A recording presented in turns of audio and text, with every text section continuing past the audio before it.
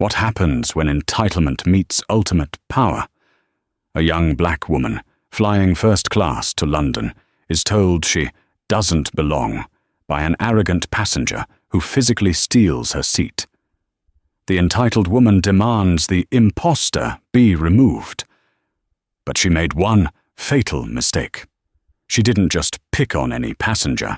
She picked on the one person on that plane who held the power to stop it. And seconds later, when the captain's voice crackles over the intercom, it's not to announce takeoff. It's to announce the entire flight is grounded. This isn't just a story of karma, it's a story of a world collapsing in real time. The air in the Transatlantic Airways flagship lounge at JFK Terminal 8 was a predictable symphony of polite coughs, the quiet clink of expensive glassware, and the muffled, self-important murmur of business calls. It was an ecosystem of privilege, a holding pen for the global elite. And in the quietest corner, Aria Davenport was trying to be invisible. She was dressed in what the truly wealthy call travel clothes, which, to the untrained eye, looked like simple, unbranded loungewear. But the soft, slate-grey cashmere of her hoodie and matching pants was from Loro Piana, costing more than the entire vacation of the man arguing about baggage fees at the front desk. Her feet were clad in simple, white leather sneakers from a quiet Italian brand that didn't need logos. On her wrist, instead of a diamond-encrusted Rolex, was a sleek, black fitness tracker. At 28, Aria Davenport was the sole heir to the Davenport Industries fortune, a legacy of old money shipping and real estate. But more importantly, she was the founder and CEO of Helios AI, the company that had quietly become the invisible backbone of half the world's renewable energy grids. She was, to put it mildly, a billionaire many times over, and she was utterly exhausted. She wasn't supposed to be here. She was supposed to be on her own jet, a Gulfstream G700. But a last-minute, non-negotiable mechanical fault had grounded it, and she had to get to London. Dr. Evelyn Reed, her mentor, her former physics professor, and the woman who had encouraged her to found Helios, had passed away. The funeral was in 48 hours. Taking a commercial flight felt strange. It was a throwback to her college days.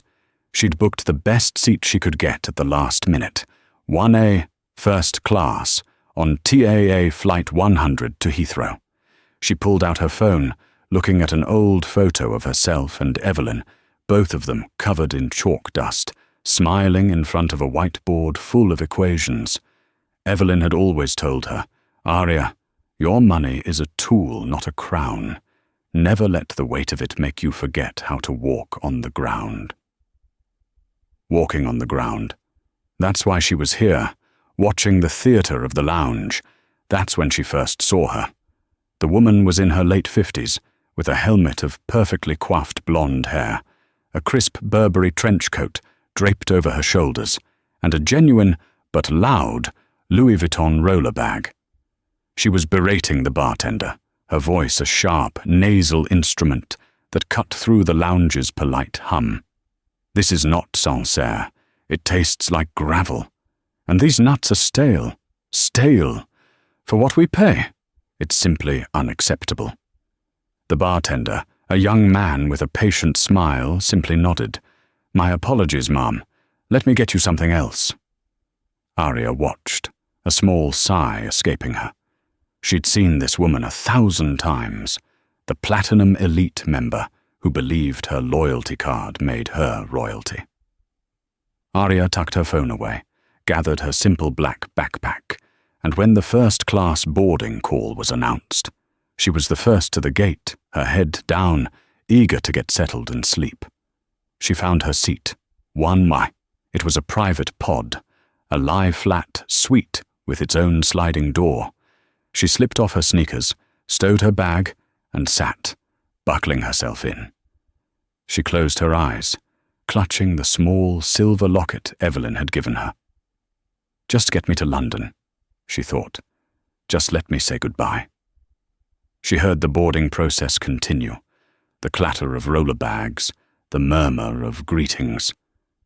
She was in that half-awake doze when a shadow fell over her. She opened her eyes. The woman from the lounge, the Burberry trench, the blonde helmet, was standing in the aisle, staring down at her. Her expression was one of profound, undisguised disgust. "You're in my seat," the woman snapped. It wasn't a question. It was an indictment. Arya blinked, pulling herself from the fog of grief and exhaustion. She looked at the woman, then at the glowing 1A on the bulkhead in front of her. "I'm sorry," Arya said, her voice polite, neutral. "I believe this is 1A. My boarding pass confirms it." The woman, who Arya would soon come to know as Caroline Sterling, let out a short, barking laugh. It was a sound of utter disbelief. "That's impossible. I am always in 1A. I booked this flight 6 months ago. You must have made a mistake." "I don't think so," Arya said, keeping her voice level. "My pass says 1A. "Then let me see it," Caroline demanded, holding out a manicured hand. Arya's spine stiffened. "No, I don't need to show you my pass. If there's an issue, you can speak to the flight attendant." This, it turned out, was the wrong thing to say. Caroline's face, already pinched with entitlement, contorted into a mask of righteous fury. "Excuse me? Who do you think you are? I am speaking to the flight attendant." She whirled around, her voice now projecting to the entire front cabin. "Attendant, this girl has stolen my seat, and she's refusing to move." A flight attendant, a kind-looking man in his 40s with a mark on his name badge, hurried over. "Ma'am, what seems to be the problem?" "The problem," Caroline said, pointing a finger directly at Arya, "is that she is in my seat. I'm in 1A. Mark looked at Arya, then at Caroline, his expression one of practiced calm. "Ma'am," he said to Caroline, "may I see your boarding pass?" "Finally some sense," Caroline sniffed, pulling out her phone and shoving it at him. Mark scanned it. His smile became slightly strained. "My apologies, Mrs. Sterling. It appears your assigned seat is 2A, just behind this one." The silence that followed was heavy. Arya just wanted to close her eyes. She knew what was coming next. "What?" Caroline's voice was dangerously low. That's not right. There must be a system error. I always sit in the bulkhead. I have for 15 years. "I understand, ma'am," Mark said, already in de-escalation mode. Perhaps there was a last-minute equipment change. Seat 2A is also a window suite. "I don't want 2A," Caroline shrieked, and now all pretense of lounge politeness was gone. The mask was off. "I want this seat, and I can't imagine," she said, her eyes dragging over Arya's cashmere sweatsuit with contempt. "How she managed to get it, and I didn't. This is supposed to be first class." The implication hung in the air, thick and toxic. She doesn't belong here. Arya unbuckled her seatbelt. She didn't stand, but she sat up fully, her exhaustion replaced by a familiar, cold stillness. It was the same stillness she used in boardrooms when a rival CEO tried to underestimate her. "Mrs. Sterling," Arya said, her voice quiet, but carrying an authority that made Mark pause. "You are in the aisle. You are holding up the boarding process. Your seat is 2A. Please go to your seat." Caroline looked as if Arya had slapped her. "How dare you? How dare you speak to me that way? You're nobody. You probably used some stolen voucher to get on this plane. I know your type." "My type?" Arya repeated, her voice dropping another degree. "Yes. Always looking for a handout, trying to be somewhere you don't belong. You think you can just take what's not yours." Caroline tossed her blonde hair. "I will not be sitting behind this person. It's a security risk. She's becoming aggressive." "Ma'am," Mark interjected, his voice now firm. "This passenger has done nothing. She is in her assigned seat. I must ask you to take your seat, or we will have to involve the gate agent." "Then involve them," Caroline yelled. "I am a platinum elite, million-miler with this airline. I spend hundreds of thousands of dollars a year. I will have your job for this, and I demand that she be removed. She threatened me. She said she'd make me pay." This was the pivot. The lie. The dangerous, calculated weaponization of her victimhood. Arya's blood ran cold. She had seen this tactic before, but never directed at her with such venom. Other passengers were now openly filming on their phones. The first-class cabin was at a standstill. "That is a very serious and a very false accusation," Arya said, her heart hammering not with fear, but with a sudden, precise rage. "Mark!" a new voice cut in. It was the head flight attendant, Maria Sanchez. "What is going on? We have to close the door." "This passenger in 2A is refusing to sit," Mark explained, clearly stressed. "She is claiming the passenger in 1A threatened her." Maria looked at Caroline, then at Arya. Maria's face was a mask of get-this-done annoyance. She turned to Arya. "Ma'am, to de-escalate the situation, would you be willing to move to 2A? We can offer you—" "No!" Arya's voice was absolute. It cut off the offer flat. "I will not. I am in my assigned seat. I have been insulted, and I have just been libeled. I will not be de-escalating a situation this woman created by moving. I am staying in 1A. Caroline smiled, a triumphant, ugly smirk. "See, she's belligerent. I told you. I don't feel safe. Get her off this plane." Maria sighed, pulling out her radio. "We're going to have to call the captain. We have a non-compliant passenger." "I'm non-compliant?" Arya asked, incredulous. Before Maria could answer, the door to the cockpit opened, and Captain Miller emerged, his hat on, his face a thundercloud. "What is the problem? We are 15 minutes past our scheduled departure. We're going to miss our takeoff slot."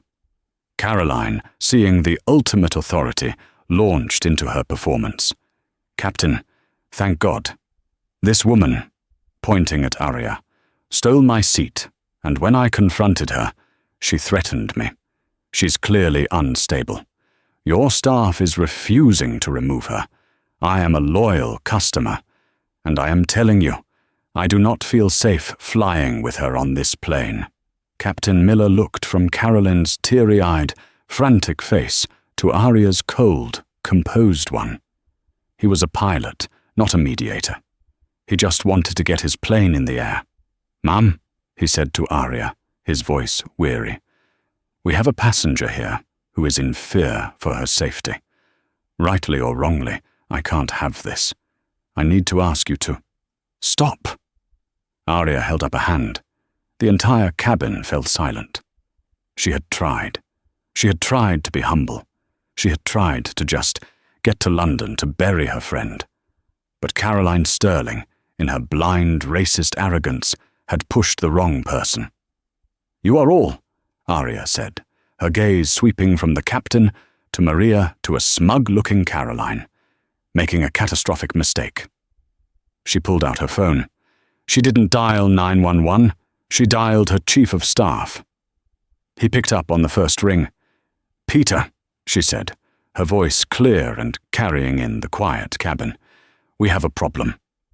Peter, her chief of staff, was used to calls at all hours, but her tone, that was the 5-alarm fire tone. "Arya, what's wrong? Are you okay? I thought you were on the TAA flight."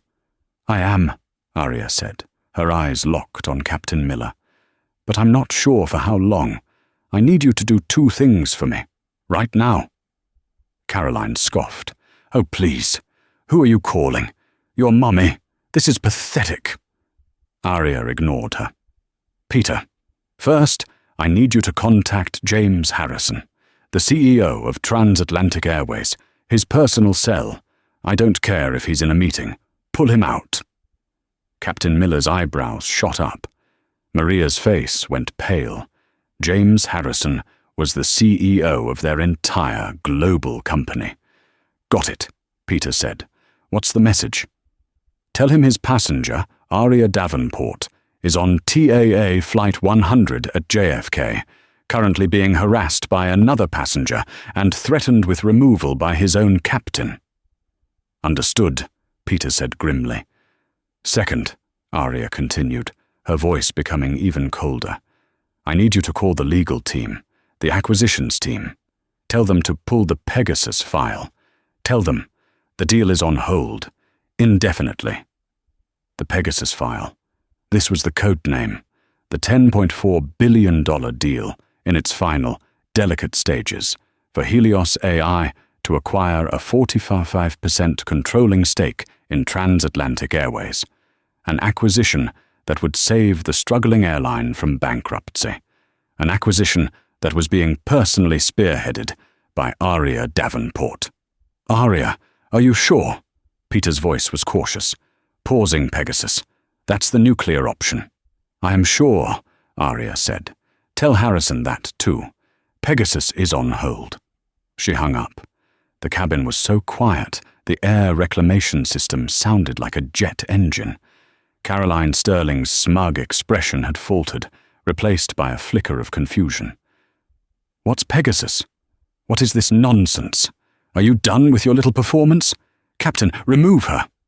Captain Miller, however, was frozen. "What? What did you say your name was?" "Aria Davenport," she replied. The name, it was familiar. Davenport, like the Davenport Fund, the airline's largest corporate charity partner. But that wasn't it. There was something else. Before he could process it, the PA system in the cabin binged. It wasn't Mark or Maria. It was the cockpit, being patched through from the ground. A new voice, frantic and tinny, filled the air. It was the head of TAA's entire JFK operation. "Captain Miller! Captain Miller, respond! Do not close that door. Do not let anyone off that plane. The CEO is on the line. He's... Good God, man, who is on your flight?" Captain Miller's face, which had been annoyed, then pale, now turned ashen. He fumbled for his handset.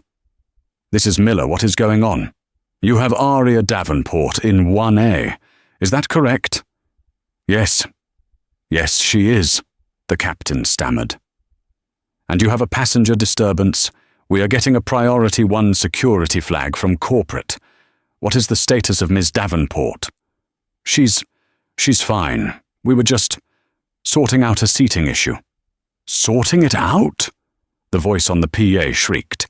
"Son, you have the new owner of this entire airline on your plane, and you're sorting out a seating issue?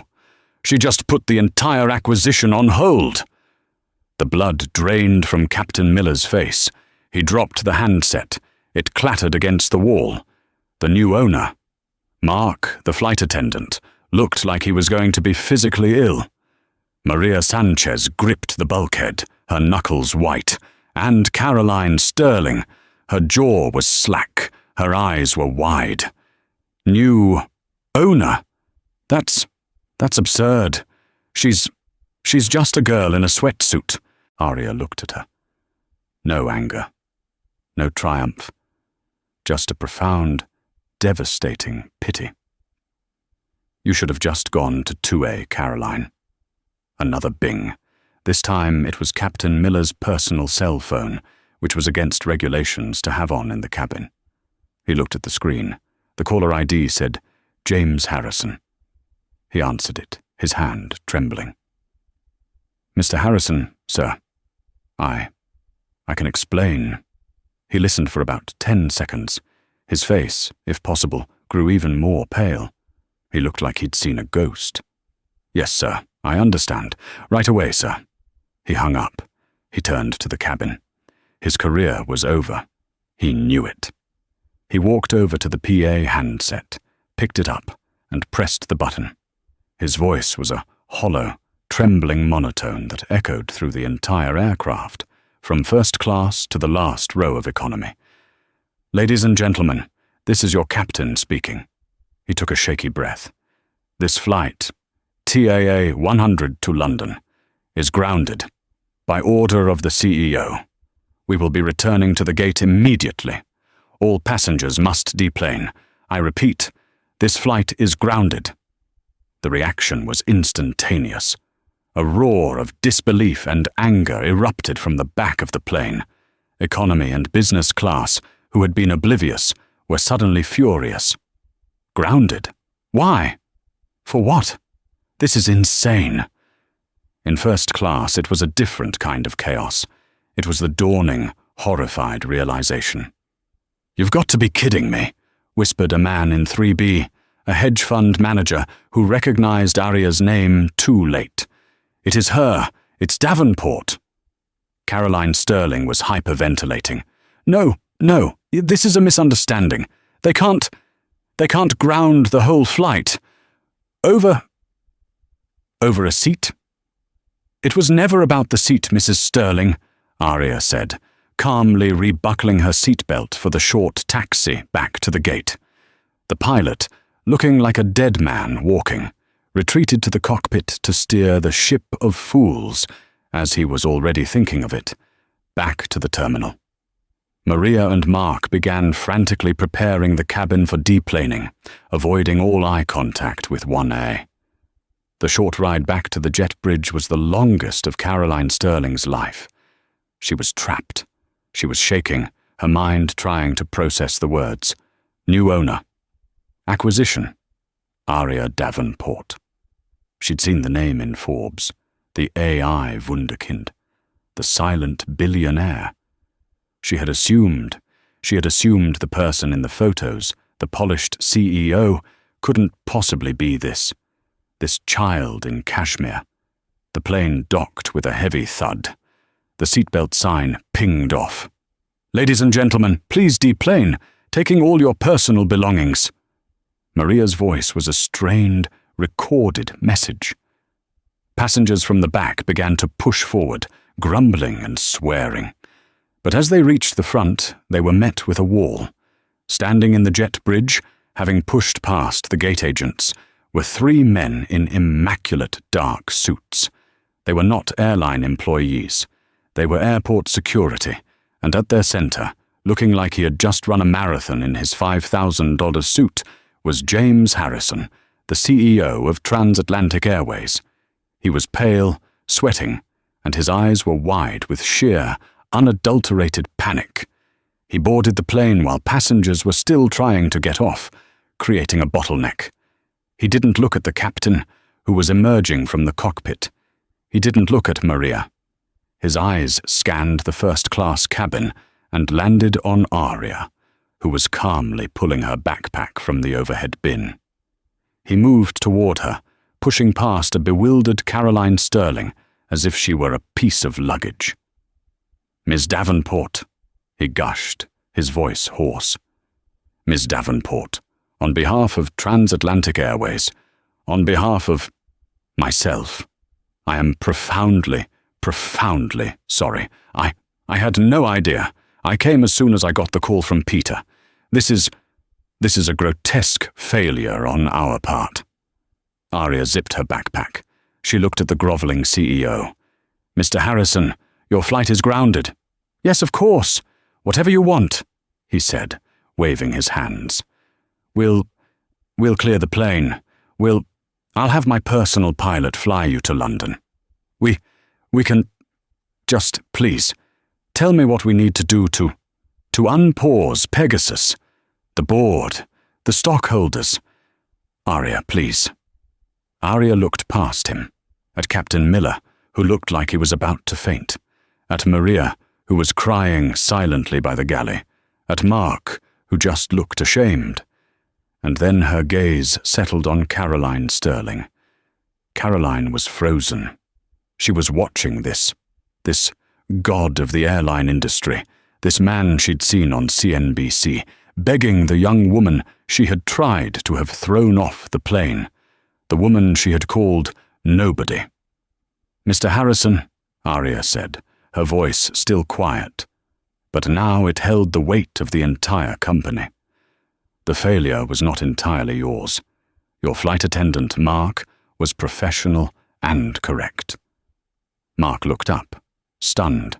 "Your supervisor, Maria, and your captain," Aria continued, "were, however, willing to remove a paying, first-class passenger to appease a hysterical woman. A woman who, I will add, lied about being threatened." "They'll be fired," Harrison declared immediately. "Both of them. Today. Before they clock out." "No," Aria said sharply. Harrison flinched. "No," Aria repeated.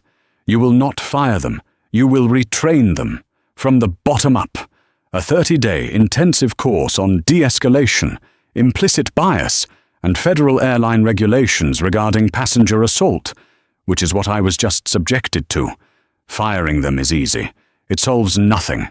I'm buying this airline, Mr. Harrison, which means I'm buying its problems, and I intend to fix them." Harrison could only nod, dumbfounded.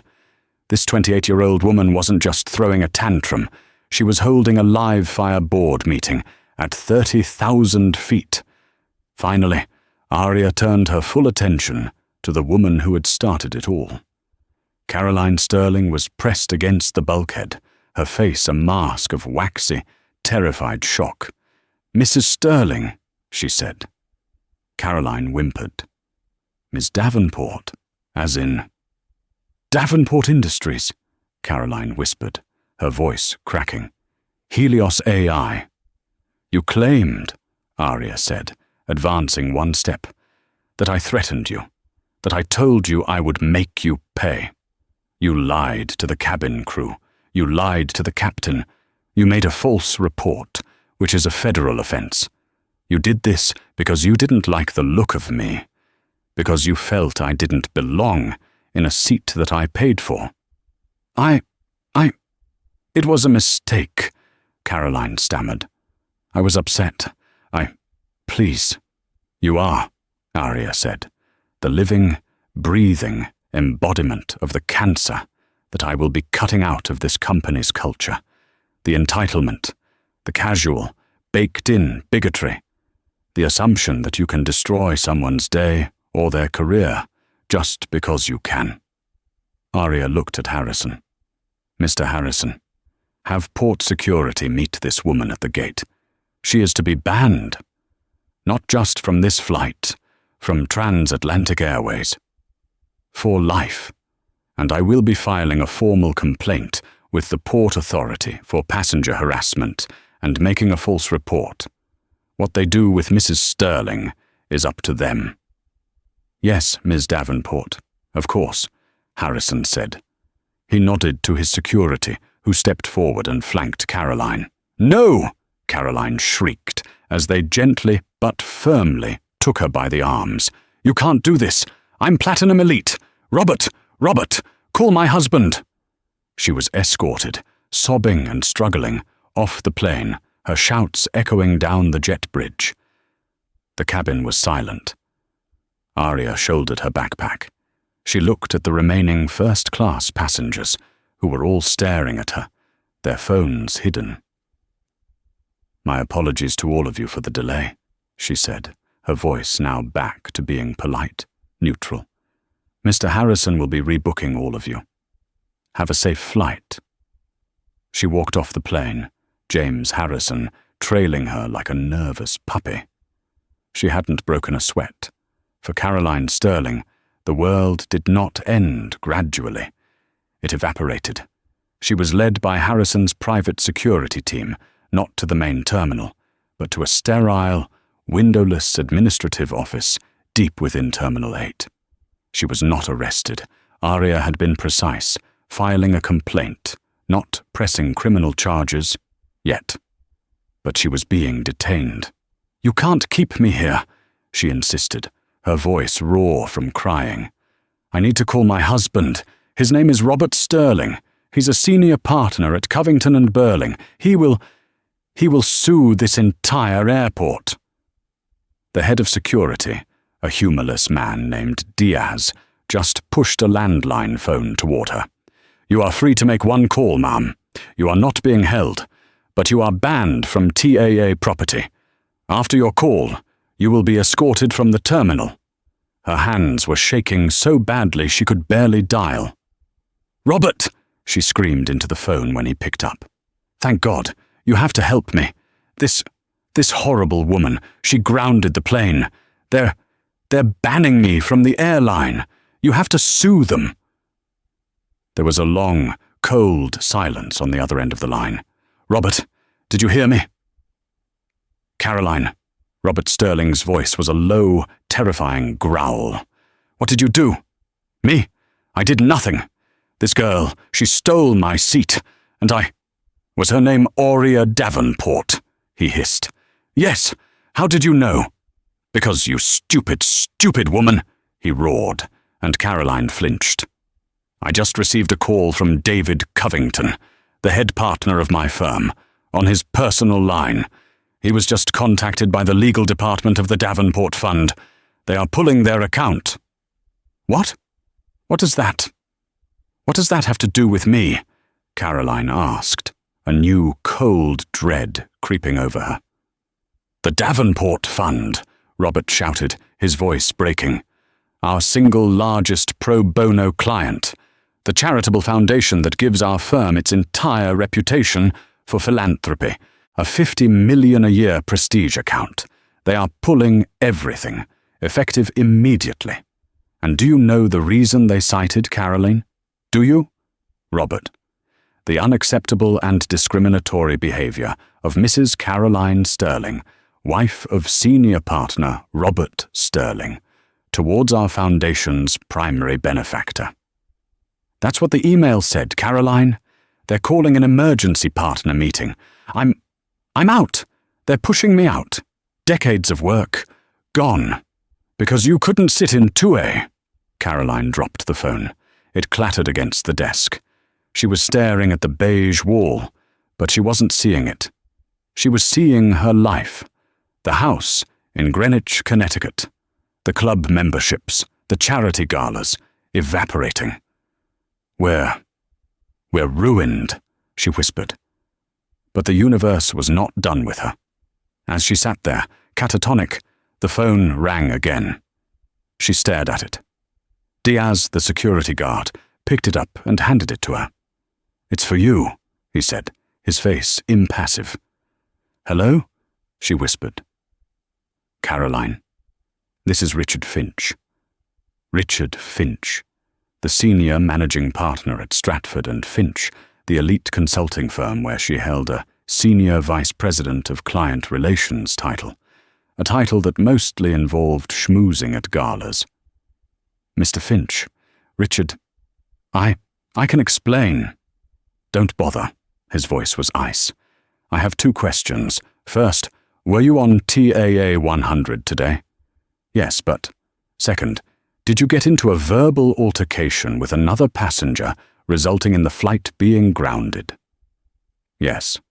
"Then what you need to know," he said, "is that Transatlantic Airways is one of our firm's largest clients. We are currently overseeing their entire logistics merger. Or we were. We were just informed that our contract is under immediate review pending a personnel investigation." "But they said it was about the acquisition." "Pegasus," she stammered. "Yes, the Pegasus acquisition by Helios AI, our other client. A client, I might add, that you were supposed to be courting. We've been trying to get a meeting with Aurea Davenport for 6 months. And you just had her flight grounded? The New York Post just called our press office, Caroline. A passenger's video is already on Twitter. They're calling you JFK Karen." Caroline made a small, choking sound. "Your association with Stratford and Finch," Finch said, the corporate speak like acid, "is no longer tenable. Your access codes have been revoked. HR will contact you about your severance, which I assure you will be minimal." Goodbye, Carolyn." He hung up. Her job, her husband's job, her reputation, all gone in the span of 15 minutes. She finally understood. Aria Davenport hadn't made her pay. She hadn't needed to. Aria had simply existed, and Caroline, in her blind arrogance, had impaled her entire life on the immovable, invisible fact of Aria's power. She had brought a knife to a nuclear war. Aria Davenport was the owner. She was the client. She was the benefactor. She was, in this world that Caroline had worshipped, everything. And Caroline had called her nobody. She began to laugh, a high, thin, hysterical sound that made Diaz, the security guard, take a half-step back. The hard karma hadn't just hit back. It had shattered her into a million pieces. While Caroline's world was imploding in a beige room, Aria Davenport was in the TAA flagship first lounge. This was a separate, invitation-only lounge, hidden behind an unmarked door that she hadn't even bothered with earlier. Now, it was her temporary command center. James Harrison, the CEO, was personally fetching her a bottle of water, his hands shaking. "Miss Davenport," he said, setting it down as if it were a Fabergé egg. The G700 from our charter fleet is being fueled. It will have you in the air in 20 minutes. A full crew, anything you want." "Thank you, Mr. Harrison," Aria said, taking a sip. She was sitting on a plush sofa, the picture of calm.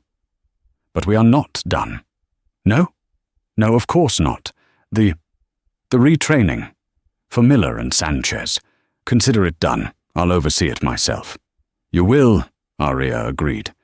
"But that's not what I'm talking about. I'm talking about Pegasus." Harrison looked like he might faint. "Please, Miss Davenport. Aria, the deal. It's vital. To the airline. To my job." Aria leveled a look at him. "When I put that deal on hold, it wasn't just theatrics, James. It was because I saw, firsthand, a critical failure in your company's risk management." The woman? Caroline Sterling? "No. Her behavior, while despicable, is a social problem. Your staff's reaction is my business problem. I am buying an airline that carries millions of people. And your captain, the man with ultimate authority, was about to remove a passenger, not for being a threat, but to appease another passenger who was being loud. He saw a hysterical, older white woman and a calm, young black woman, and he immediately chose to believe the lie. He sided with the liability. He failed the common sense test, James. What happens when the situation isn't a seating dispute, but a real security threat? Who does he believe then? Who does he remove?" Harrison had no answer. She was right. "This is not," Aria said, "a $10 billion company. This is a $10 billion problem." And the price just went down. Harrison's jaw dropped. "Miss Davenport, you can't." "The shareholders agreed." "The shareholders," Aria countered, "will be very interested to learn that their CEO is overseeing a staff so poorly trained in basic conflict resolution that they grounded a flagship international flight, costing the company millions in compensation and delays, all because of an incident that should have been solved in 30 seconds. An incident which is, as we speak, going viral on Twitter and will be on the front page of the New York Post tomorrow, painting TAA as a company that harasses its customers. She pulled out her phone. "Peter, get legal back on the line. Tell them we are renegotiating. A 15% reduction on the final purchase price, citing gross operational mismanagement and brand damage liability. And tell them, if Harrison doesn't agree to the new terms before my new plane takes off, the deal is dead. Pegasus is terminated, and Helios will instead buy a controlling interest in Air France." It was the most brutal, brilliant, and ruthless corporate maneuver Harrison had ever witnessed. She was using the very crisis she was at the center of as leverage to save her own company over $1 billion. That's extortion, Harrison whispered. That's business, Arya corrected him. And what I am extorting, as you call it, is the money I will need to fix what you broke. The new price includes a mandatory $500 million fund for total, top-to-bottom employee retraining. The program will be designed by my team at Helios. She was, he realized, a shark. A polite, calm, cashmere-clad shark. He looked at her. He looked at his phone, which was already blowing up with calls from his board. He had no choice. He was checkmated. My board will have to approve, he said weakly. They'll approve, Arya said, standing up, because the alternative is bankruptcy. Now, if you'll excuse me, I have a funeral to attend. She picked up her backpack. Oh, and James? Yes, Miss Davenport. Promote Mark, the flight attendant, the one who actually did his job. I want him in charge of the new training program. He's the only one I've met today who seems to understand what customer service actually means.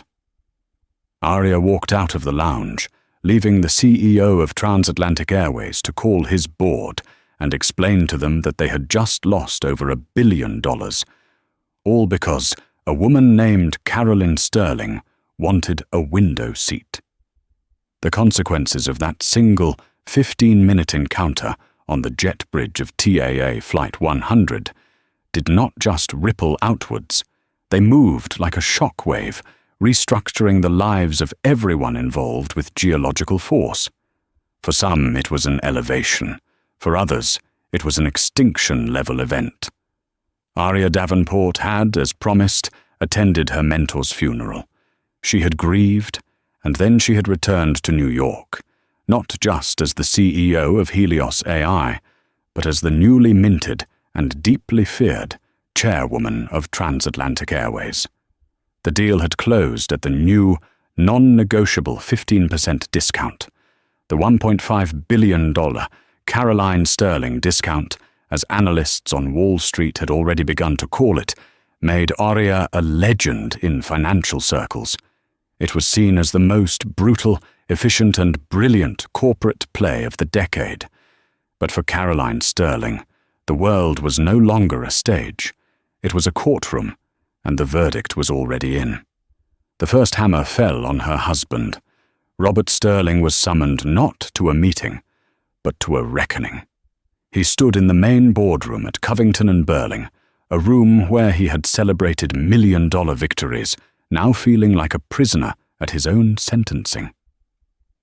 David Covington, the firm's main partner, sat at the head of the table, flanked by the 4 other senior partners.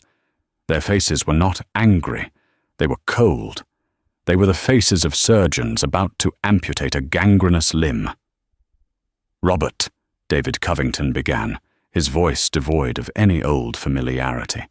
We have, as you know, received a formal notice of termination from the Davenport Fund. David, I can fix this, Robert blurted, his voice reedy.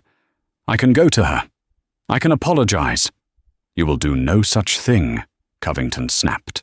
Your proximity to this firm is now a source of existential contagion. The Davenport Fund was not just a pro bono account. It was our moral shield. It gave us cover for our more aggressive clients. It was our reputation. That is gone. But it was my wife. It wasn't me, Robert pleaded.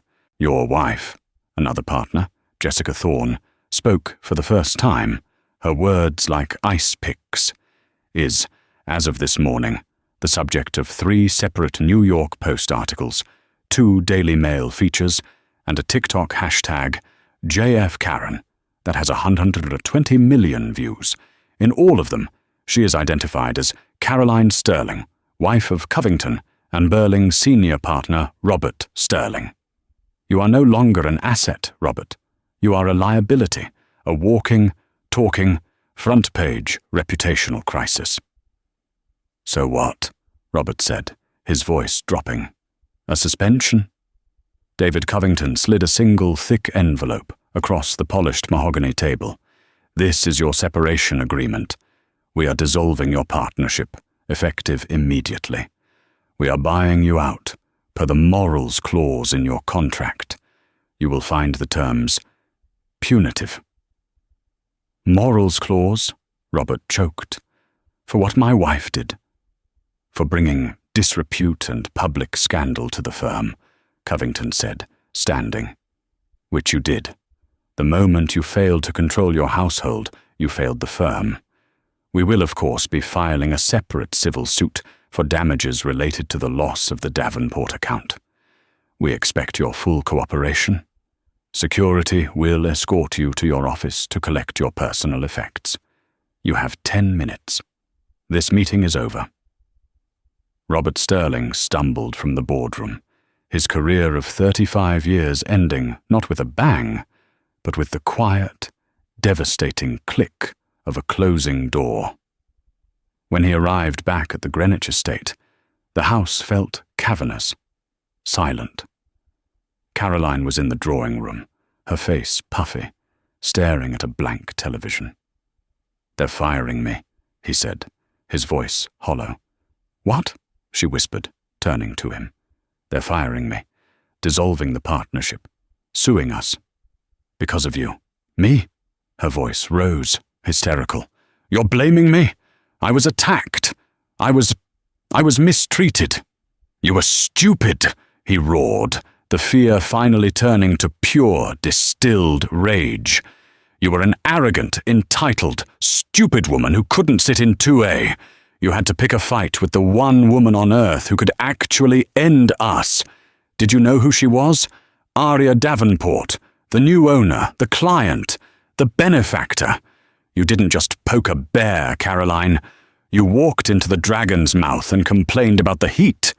He grabbed a priceless Lalique vase from the mantel, a piece she had bragged about at countless parties, and hurled it into the fireplace, where it shattered into 1,000 pieces.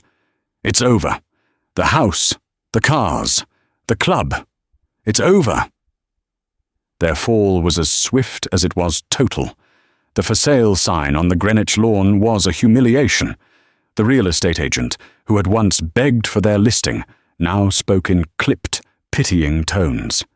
The only offers were insulting lowballs from hedge fund vultures who smelled blood in the water. Within a week, Robert, citing the pending lawsuit and the dissolution of his assets, had moved out, staying with his brother in Scarsdale. He filed for divorce the next day, his petition citing irreconcilable differences and extreme financial duress caused by the defendant's public actions. Caroline, alone and now hounded by paparazzi who camped outside her gates, fled.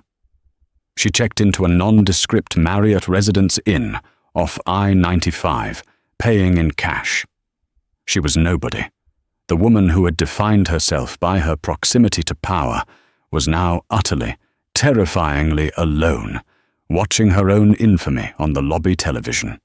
The final, most exquisite piece of karma, however, was yet to land. After 2 weeks of hiding, Caroline decided to flee to her sister's house in Palm Beach. She drove to the small, regional Westchester airport, wearing sunglasses and a scarf. She walked to a TAA counter. She was, by habit, still a loyal customer, forgetting she was banned. The new young agent scanned her driver's license. His face flickered with recognition, then settled into a mask of professional neutrality. "I'm sorry, Mrs. Sterling," he said, his voice flat. "I cannot issue you a ticket." "What? Is the flight full?" Caroline asked, annoyed. "No, ma'am. You are permanently restricted from flying with Transatlantic Airways." "Fine," she snapped, embarrassed. "This is ridiculous. I'll fly Delta. Just book me on Delta." The agent sighed. "Ma'am, it's not just us." He turned his screen slightly. "Your name has been flagged by the Port Authority of New York and New Jersey following the formal complaint filed by Ms. Davenport and TAA Corporate Security. What does that mean? It means, ma'am, the agent said, his voice dropping, that for the incident on November 6th, where you were found to have made false reports to a flight crew and interfered with flight operations, your name has been placed on the federal no-fly list, pending a full security review. Caroline's blood ran cold. No, fly list? Like a terrorist? I'm sorry, ma'am, the agent said, sliding her ID back. You are barred from air travel, on any airline, in or out of the United States. I must ask you to step aside. Grounded. She, Caroline Sterling, whose entire identity was built on her travels, her jet-set life, was permanently, unequivocally grounded. She stumbled away from the counter, her legs shaking. She had been exiled from the very world she worshipped. Meanwhile, at TAA headquarters, a different kind of revolution was underway. Mark, the former flight attendant, was now the executive director of in-flight service and conflict resolution. He had a corner office, a salary he'd never dreamed of, and a direct mandate from the chairwoman.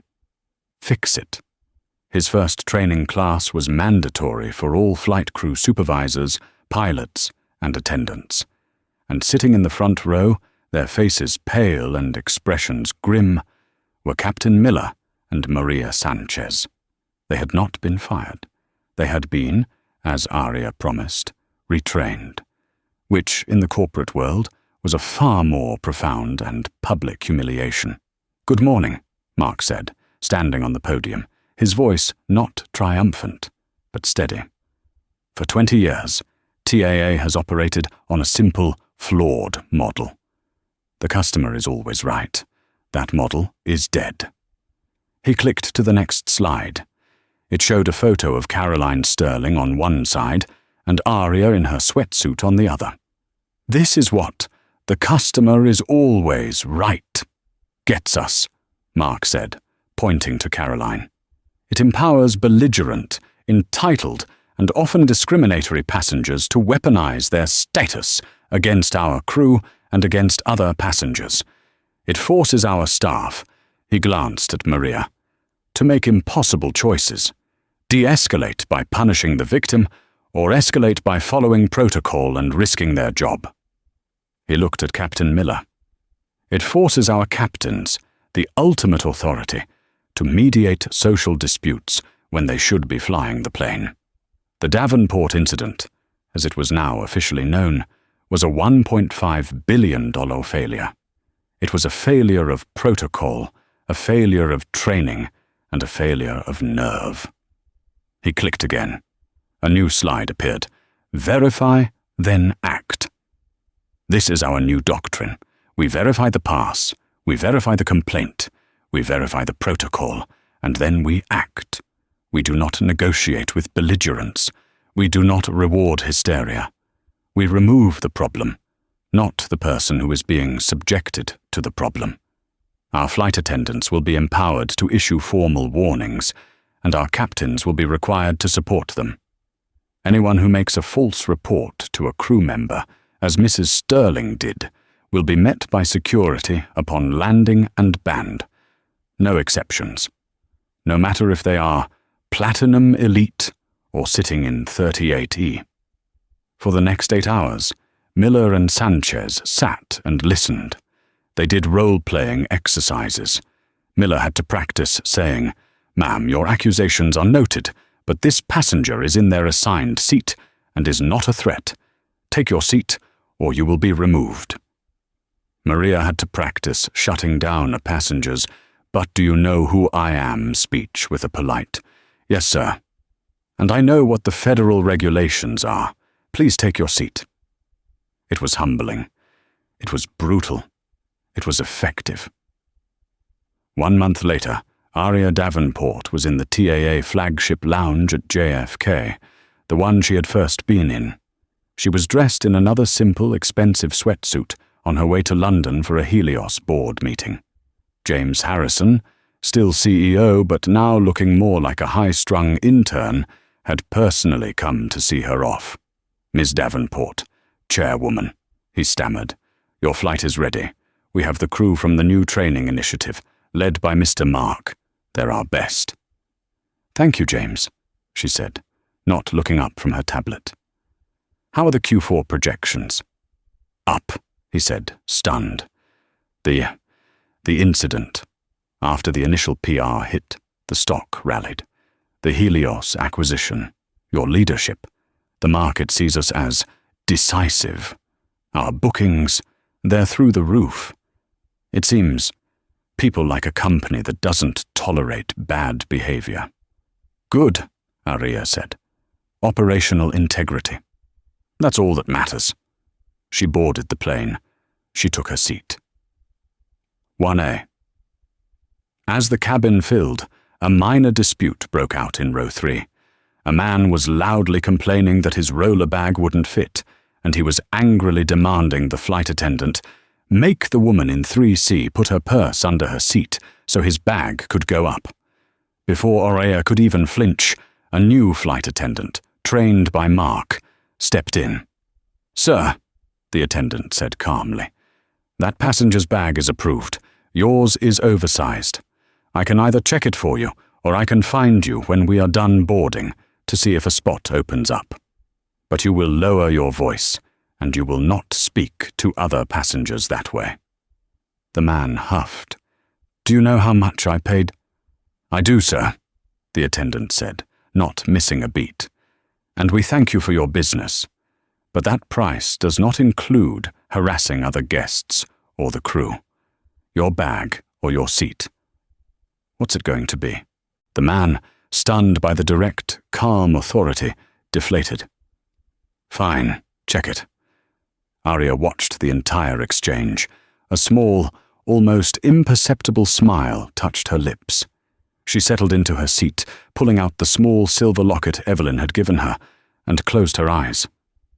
The system wasn't perfect, but it was changing. The weight of her power, she thought, hadn't just been a tool to win a fight.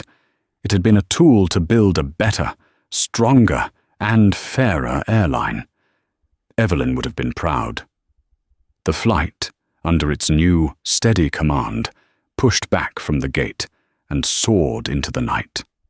And that's how Caroline Sterling learned that the glass ceiling she tried to enforce on others was, in fact, a mirror reflecting her own downfall. She flew too close to the sun, not realizing the nobody in the sweatsuit was the sun. The world of the 1% is ruthless, and she aimed her small-time venom at the apex predator, forgetting that true power doesn't need to shout. It just needs to make one. Quiet phone call. What do you think? Was this karma, or was this a calculated corporate takedown? Would you have been as calm as Aria? Let me know your thoughts in the comments below. Your engagement truly helps the channel grow, and I read as many comments as I can. If you loved this story of satisfying justice, and you want to see more drama where the entitled get exactly what they deserve, please do me a huge favor and hit that like button. It tells YouTube you want more stories like this. Don't forget to share this video with a friend who loves a good story of karma served ice cold. And most importantly, if you haven't already, please subscribe to the channel and ring that notification bell. We post new stories every week, and you won't want to miss what's coming next. Thank you for watching.